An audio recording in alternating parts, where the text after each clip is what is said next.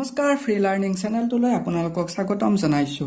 আজি বাস্তৱ সংখ্যা পাঠৰ অনুশীলনী 3 লৈ আগবাঢ়িম। দেখুৱা যে √5 অপৰিমেয়। এই অংকটো কৰিম মই। √5 অপৰিমেয় বুলি দেখুৱাৰ আগতে আমি এটা কথা জানি লোৱা উচিত যে পৰিমেয় সংখ্যা কাক বোলে। p/q আকাৰত যিবোৰ সংখ্যা প্ৰকাশ কৰিব পাৰি তেনেবোৰ সংখ্যাকে পৰিমেয় সংখ্যা বোলে। য'ত q is not equal to 0, q not equal to 0, q শূন্যৰ সমান হ'ব নোৱাৰে আৰু p q দুয়োটা কিন্তু বেলেগ বেলেগ সংখ্যা হ'ব লাগিব। এতিয়া আমি আগবাঢ়িছো √5 অপৰিমেয় বুলি দেখুৱাব লাগে। তাৰ আগতে আমি √5 পৰিমেয় বুলি ধৰি ল'ব লাগিব। মই লিখিম ধৰা হল √5 পৰিমেয় সংখ্যা। √5 আমি পৰিমেয় সংখ্যা বুলি ধৰি ললো। এতিয়া আমি কি কৰিম? পৰিমেয় সংখ্যা হ'ব লাগিলে কি p/q আকাৰত থাকিব লাগিব, য'ত p আৰু q সহমৌলিক। p আৰু q সহমৌলিক আৰু q is not equal to 0. এতিয়া আমি কি কৰিম? ইয়াত একো নাই মানে তলত হৰ 1 থাকা বুলি যদি ধৰো, আমি যদি ক্ৰছ মাল্টিপ্লাই কৰো মানে বজ্ৰ পূৰণ কৰো কি হ'ব? 1 into p আৰু √5 into q √5q। এইবাৰ আমি কি কৰিম? দুয়োফালে বৰ্গ কৰিম। দুয়োফালে বৰ্গ কৰিলে হ'ব এইটো p স্কয়াৰ আৰু এইটো কি হ'ব √5q স্কয়াৰ। √5q স্কয়াৰ মানে 5q স্কয়াৰ হ'ব। এইটো আমি কি কৰি পালো? দুয়োফালে বৰ্গ কৰি এইটো পালো আমি। এতিয়া আমি কি কৰিব লাগিব? এতিয়া আমি গম পালো যে এই p স্কয়াৰটো 5 এৰে বিভাজ্য। ইয়াত লিখিম গতিকে p স্কয়াৰ 5 এৰে বিভাজ্য। p স্কয়াৰ যদি 5 এৰে বিভাজ্য হয়, pও 5 এৰে বিভাজ্য হ'ব। এইটো আমি কন্ডিশন 1 ৰাখিলো। এতিয়া আমি গৈছো আকৌ যদি এনেকে 5 এৰে বিভাজ্য হয়, আমি কি p is equal to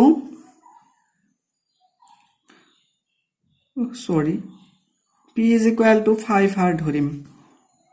এইটো ধৰা হল বুলি লিখি লবা।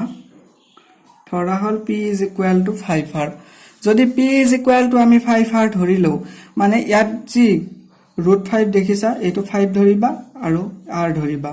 যদি ইয়াত 7 থাকে 7 লিখিবা, যি সংখ্যা থাকে সেইটো লিখিবা। গতিকে ইয়াত মই 5r লিখিলো, 5 আছিল কাৰণে। তাৰপিছত এইটোকো দুয়োপিনে বৰ্গ কৰি দেও। দুয়োপিনে বৰ্গ কৰাৰ পিছত কি হ'ব? p স্কয়াৰ সমান 25r স্কয়াৰ। দুয়োফালে বৰ্গ কৰি এইটো পালো।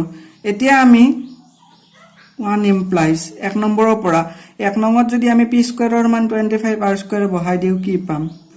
5q square is equal to 25r square. এইটো পালো। গতিকে q স্কয়াৰ সমান কি হ'ব? 5 টো এইপিনে গলে 25/5r স্কয়াৰ। 5 এৰে 25ক 5 বাৰ। তাৰ মানে কিমান পালো আমি? q square is equal 5r square. ইয়াতক কি পালো আমি? q স্কয়াৰ 5 এৰে বিভাজ্য। q স্কয়াৰ 5 এৰে বিভাজ্য।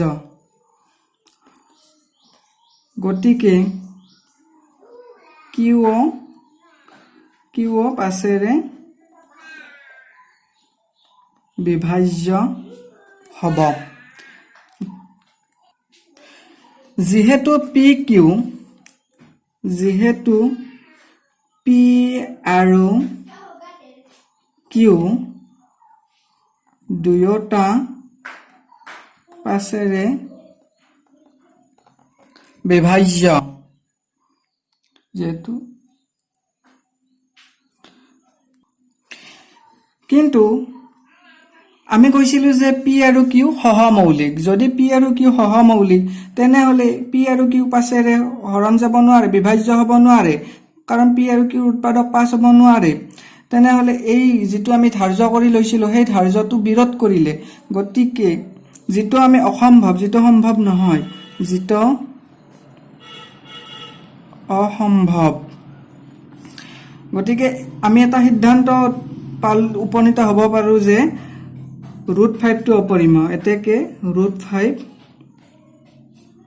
অপৰিমেয় এনেদৰে কৰিবা এতিয়া আমি আহিছো 2 নম্বৰটো লৈ দেখুৱা যে 3 + 2 √5 অপৰিমেয় সলিউশন চাও যদি আমাৰ অপৰিমেয় বুলি দেখুৱাব লাগে তেতিয়া তোমালোকে সদায় ওলোটাকৈ ভাবি লবা ধৰা হল 3 + 2 √5 পৰিমেয় আগৰটোৰ দৰে একে যদি এটো পৰিমেয় হয় p/q আকাৰত লিখিব লাগিব এতেকে 3 + 2 √5 p/q আকাৰত থাকিব লাগিব আৰু ইয়াত মই লিখি লম p আৰু q সহমৌলিক তাৰ পিছত লিখিম q is not equal to 0 এখিনি মই লিখি ললো তাৰ পিছত আমি কি কৰিম চাবা এই 3 টো হেইপিনে যদি যায় কি হ'ব 2 √5 is equal to p/q - 3 হ'ব তাৰ পিছত এই দুইটো যদি এইপিনে যায় কি হ'ব এই গটে পোৰশনটোৱে যেহেতু p/q ৰেশিওনেল নাম্বাৰ মানে পৰিমেয় সংখ্যা গতিকে p/q - 3 টো পৰিমেয় সংখ্যা এই গটেখিনি পৰিমেয় সংখ্যা এই পৰিমেয় সংখ্যাটো এই দুইটি ইপিনে গলে হৰণ হ'ব √5 সমান p/q - 3 / 2 এই গটেখিনি কি হল পৰিমেয় সংখ্যা কিন্তু আমি জানো √5 অপৰিমেয় সংখ্যা এটা অপৰিমেয় সংখ্যা এটা পৰিমেয় সংখ্যাৰ সমান কেনেকৈ হ'ব এটোটো সম্ভৱ নহয় গতিকে এই যুক্তিটোৰ পৰা আমি ক'ব পাৰো 3 + √2 অপৰিমেয় সেইখিনি মই লিখিম আমি লিখিম আমি জানো যে √5 অপৰিমেয় আৰু p/q - √3 / 2 পৰিমেয় গতিকে √5 not equal to p/q - 3 / 2 গতিকে √3 + 2 √5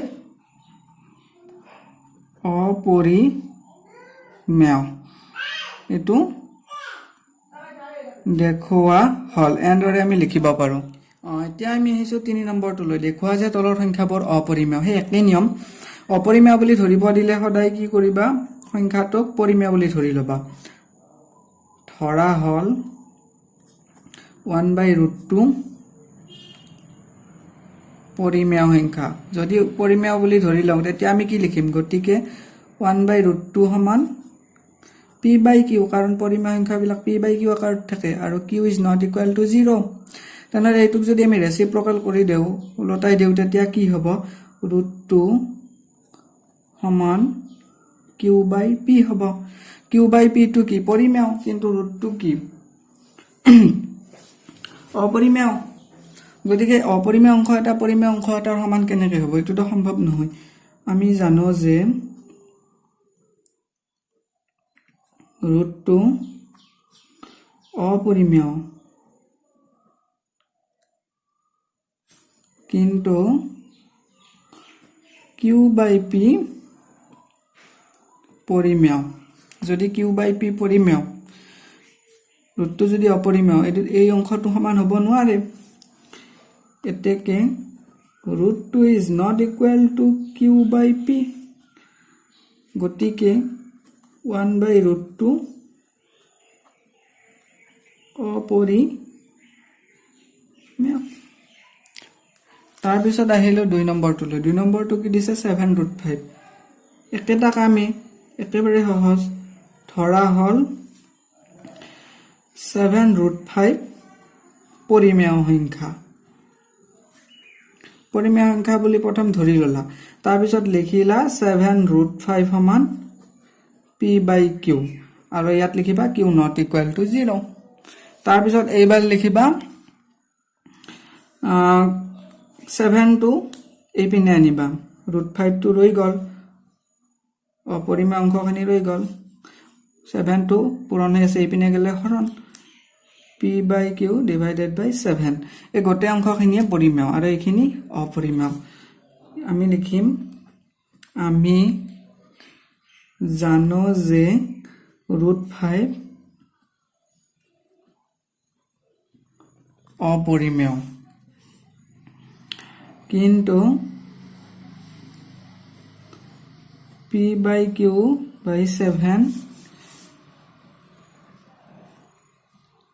পৰিমেয় এতেকে এইখিনি আৰু এইখিনি সমান হ'ব নোৱাৰে এইখিনি অপৰিমেয় এইখিনি পৰিমেয় কেনেকৈ সমান হ'ব এই সেই কাৰণে √5 not equal to p/q divided by 7 লিখিলো গতিকে 7√5 অপৰিমেয় মই 3 নম্বৰটো কৰি নিদিও 3 নম্বৰটো একেবাৰে হস 3 নম্বৰটো কি দিছে আমাক যে 3 নম্বৰটো বেলেগ নহয় 3 নম্বৰটো দিছে অকল আমাক যে 6 + √2 এইটো তোমালোকে ধৰি লবা 6 + √2 পৰিমেয় সংখ্যা তাৰ পিছত 6 + √2 সমান p/q লিখিবা q is not equal to 0 তেনেদৰে কৰি যাবা এইটো একেবাৰে 2 নম্বৰটো নিচিনা 2 নম্বৰ অংকটো যি কৰি দিছিলো তোমালোকে সেইটো নিচিনা কৰিবা